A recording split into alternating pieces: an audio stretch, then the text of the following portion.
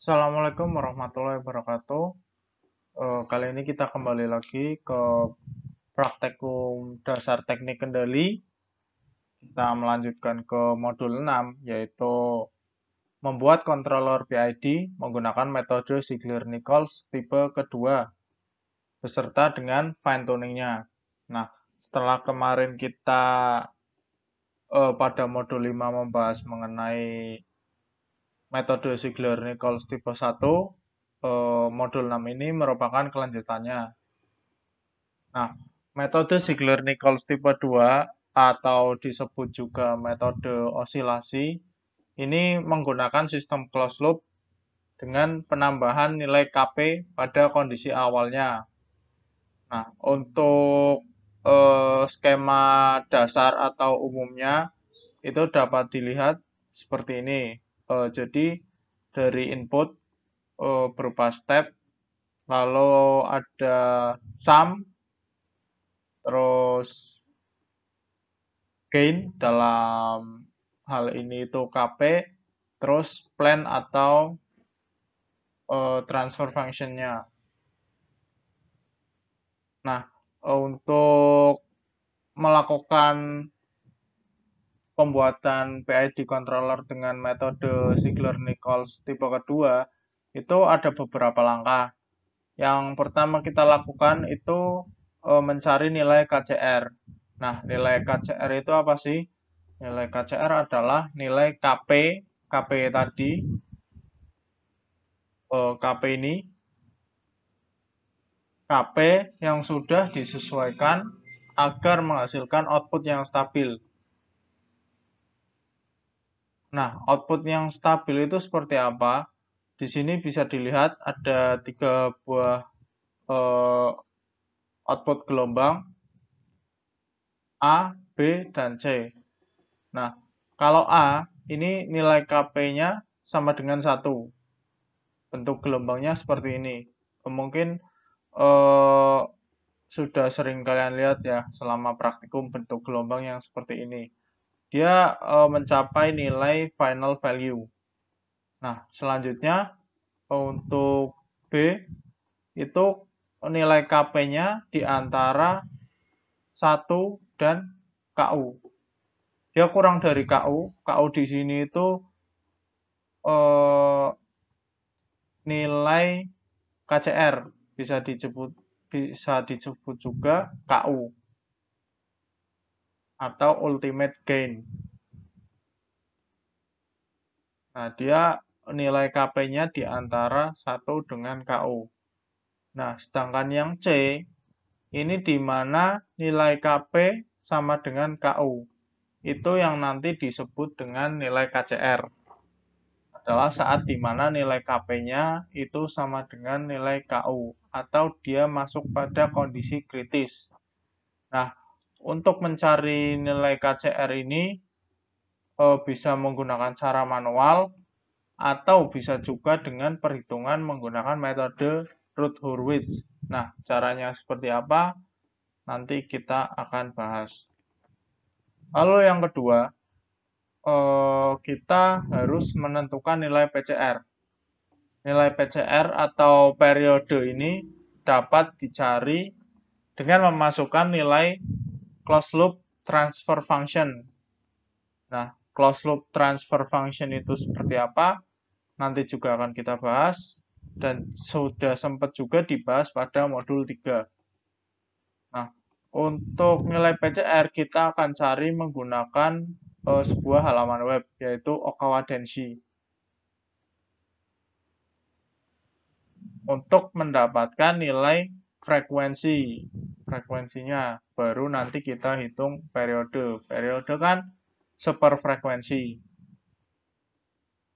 Nah, selanjutnya ketika KCR dan Kp itu udah kita temukan, kita dapat melanjutkan untuk mencari Kp, Ti, Td, Ki, dan Kd sesuai dengan tabel ketentuan dari metode Ziegler-Nichols tipe 2. Nah, untuk metode Ziegler-Nichols baik tipe 1 ataupun tipe 2, dia punya tabel ketentuan masing-masing. Jadi beda untuk perhitungannya. Nah, karena kita mau membuat controller PID, jadi kita pakai yang paling bawah. Kalau KP itu rumusnya 0,6 kCr, TI itu 0,5 kCr, dan TD 0,125 PCr. Nah, untuk perhitungan KI dan KD tetap sama. Yang beda cuma KI, KP, TI, dan TD. Nah, setelah semua komponen ini ditemukan, kita lanjut membuat controller PID-nya. Nah, setelah itu kita coba terlebih dahulu outputnya seperti apa. Kalau misal belum sesuai dengan spesifikasi atau ketentuan yang diinginkan dari outputnya, maka kita harus melakukan fine tuning. Oke, lanjut. Nah, di sini untuk percobaannya pada modul kali ini cuma satu percobaan dan nanti akan ada satu tugas. Untuk percobaannya, di sini udah ada sebuah fungsi ya. 1 per S pangkat 3 plus 6S kuadrat plus 5S. Nah, dari fungsi ini kita nanti harus membuat controller PID-nya dengan metode Ziegler-Nichols tipe kedua. Nah, spesifikasi output yang kita inginkan itu yang pertama steady state error-nya harus di bawah 10%. Terus overshoot-nya kurang dari atau sama dengan 35% dan rise time-nya kurang dari 4 detik.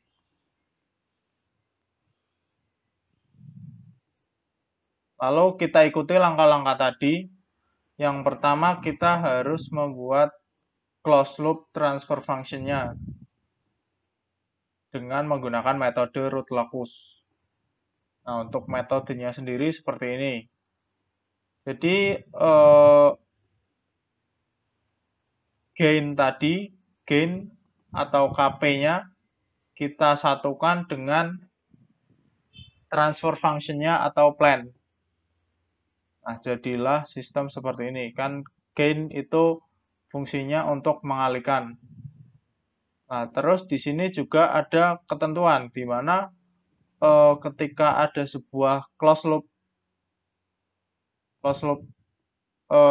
sebuah sistem closed loop itu kita ibaratkan fungsi ini itu sebagai A, terus ada umpan balik berupa B.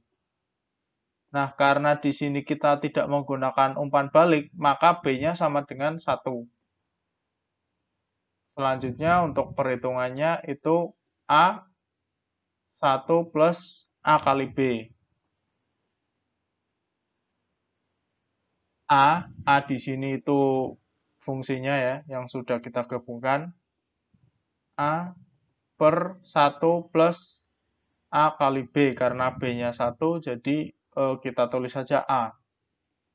Terus selanjutnya ini dihitung, ketemu sebuah closed loop transfer function itu K per S pangkat 3 plus 6S kuadrat plus 5S plus K.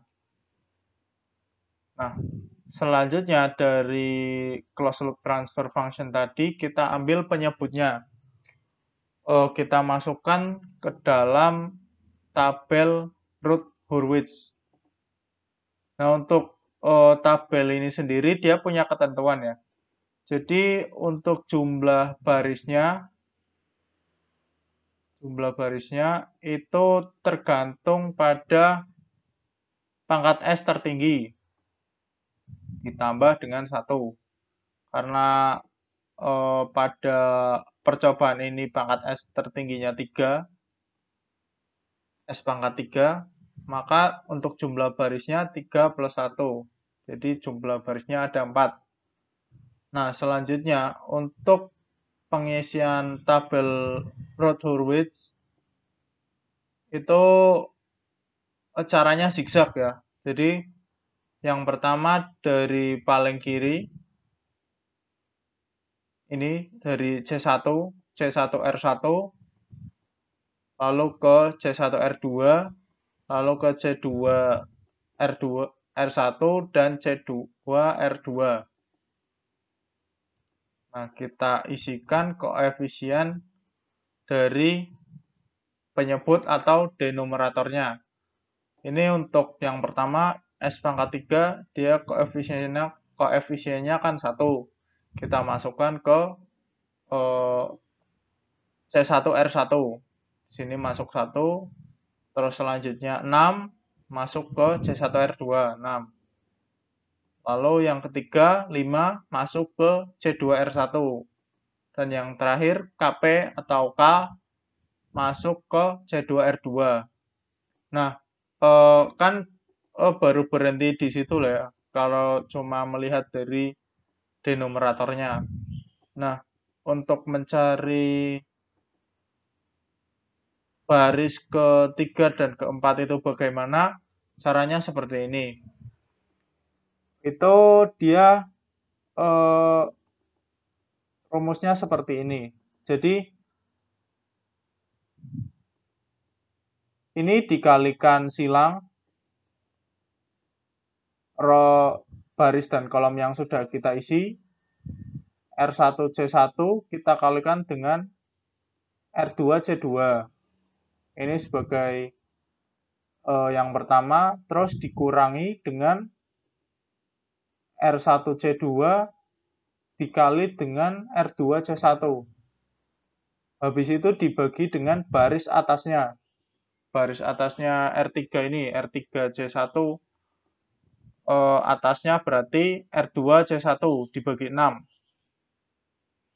Ketemu hasilnya 30 min KP per 6. Seperti itu. Lalu untuk baris keempat sama, berarti dia dikali silang. Dikali silang, sini 6 kali 0, 0 ya. Terus ini dikalikan 30 min KP per 6 dikalikan dengan KP. Ketemulah hasilnya nanti KP. Lalu selanjutnya untuk kita mencari nilai KP-nya terlebih dahulu atau nilai KCR, karena di sini kita mencari nilai KCR menggunakan metode Routh-Hurwitz. Karena ini tadi yang kemungkinan dapat kita cari itu dari R3C1. Ini kita masukkan, kita sama dengankan dengan 0. 6-nya ke kanan, kalikan dengan 0, jadi tetap 0. Terus ketemulah KP-nya nilainya 30. Nah, setelah ketemu 30, kita coba masukkan nilai KP-nya 30. Kita bisa coba pada MATLAB. Ini untuk yang pertama ya. Kalau kita masukkan nilai KP-nya 30.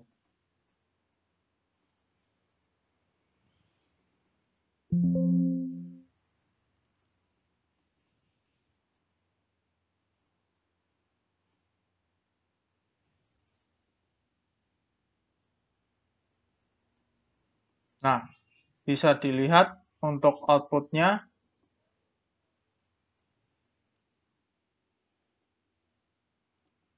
Ini jika dilihat dengan metode awal tadi, ini waktu nilai KCR, dia hasil gelombangnya bisa diamati itu sudah stabil atau sustain.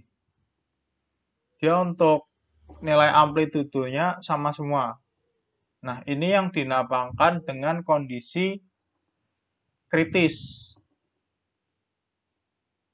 atau pada ambang batas. Jadi nilai KP-nya sama dengan nilai KU. Nah, disinilah ketemu dia nilai KCR. Berarti nilai KCR-nya itu 30. Nah, selanjutnya kita mencari frekuensi menggunakan web Okawa Denshi. Dari sini bisa langsung kita klik.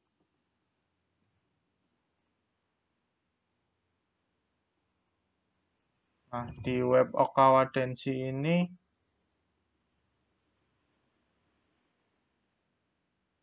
kita masukkan closed loop transfer function yang sudah kita ganti nilai KP-nya dengan nilai KCR.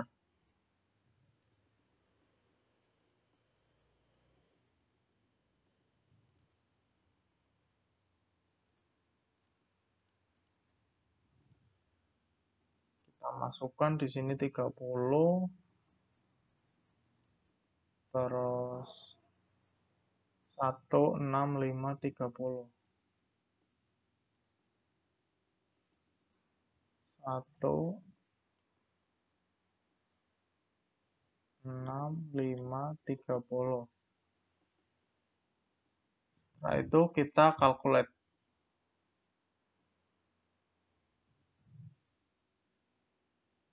Nah, di sini bisa dilihat ketemu untuk frekuensinya itu 0,355. Nah, untuk outputnya ini juga sama dengan pada MATLAB. Dia sustain. Habis itu kita cari PCR-nya dengan rumus periode 1 per frekuensi. Ketemu nilai PCR-nya 2,82. Nah, setelah itu kita hitung nilai KP, TI, dan TD-nya terlebih dahulu. Untuk KP ketemu nilainya 18, TI ketemu 1,41, dan TD ketemu 0,353. Habis itu kita mencari nilai KI dan KD. KI ketemu 12,77 dan KD ketemu 6,54. Setelah itu kita buat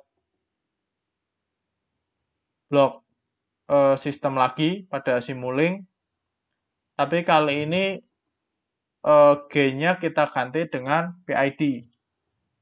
Nah, nilai dari PID-nya kita isi dari KP, KI, dan KD yang sudah kita temukan tadi.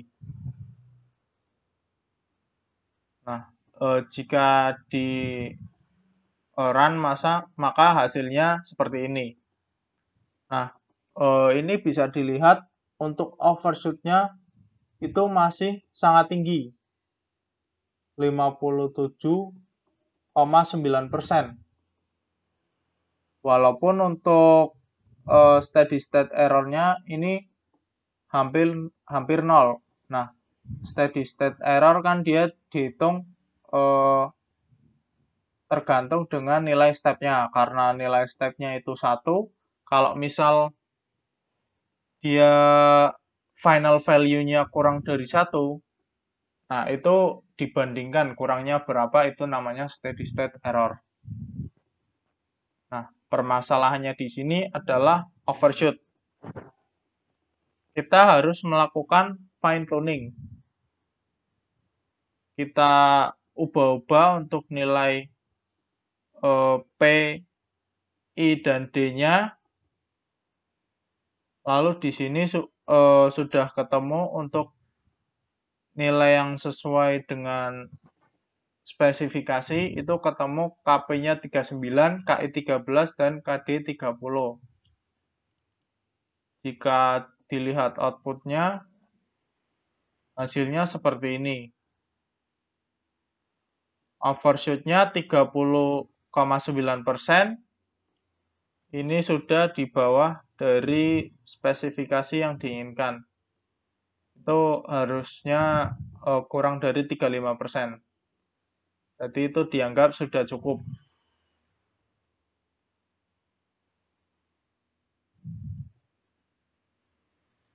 Terus untuk rise time-nya dia 259 mikrosecond atau 2,6 detik.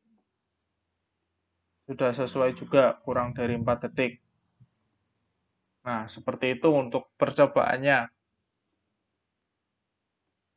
Terus untuk selanjutnya, untuk tugas, ini untuk fungsinya, transfer fungsinya atau plan-nya itu AB per S plus A dikalikan dengan S plus B. Nah, A dan B-nya itu tergantung NIM kalian masing-masing. Untuk NIM ganjil, A-nya digit kedua NIM terakhir ditambah 5, B digit NIM terakhir ditambah 3. Dan selanjutnya bisa dilihat sendiri. Nah, untuk tugasnya harus sesuai dengan spesifikasi. Mungkin cukup segitu saja untuk modul 6 kali ini. Kurang lebihnya dari saya mohon maaf. Semoga ilmunya bermanfaat. Wassalamualaikum warahmatullahi wabarakatuh.